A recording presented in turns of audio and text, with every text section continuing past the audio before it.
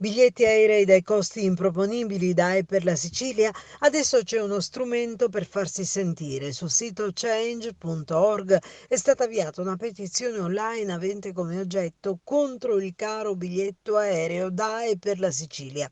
È stata Confcommercio di Palermo a prendere l'iniziativa. La protesta è scoppiata nei giorni scorsi, ma in passato ha sempre riscontrato vibrate lamentele da parte di studenti e lavoratori. Sì, perché sono loro quelli sulle cui già disastrate casse pesano queste cifre da capogiro. Non a caso parliamo di disastrate perché per lavorare e studiare fuori dalla Sicilia devono sobbarcarsi affitti e costi che vanificano lo sforzo di guadagnare lo stipendio e nel caso degli studenti impoveriscono ulteriormente le famiglie meridionali che li mantengono al nord e all'estero.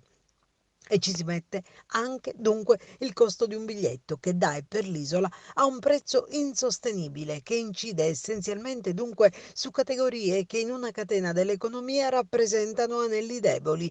Se ne è accorto il presidente Musumeci tempo addietro, qualche deputato regionale nei giorni scorsi, ma la problematica non è nuova e basta scorrere i titoli dei giornali per andare a ritroso nel tempo e trovare sempre vive le proteste.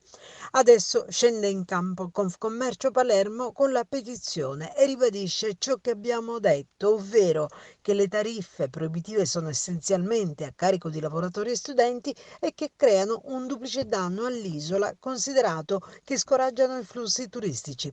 Un appello nell'interesse di tutti è quello a farsi sentire, firmare la petizione, in attesa che possa partire quella agognata continuità territoriale e che magari il numero di aderenti alla richiesta che viene dai siciliani scuota le coscienze di una politica che si indigna, promette, ma poco concretizza.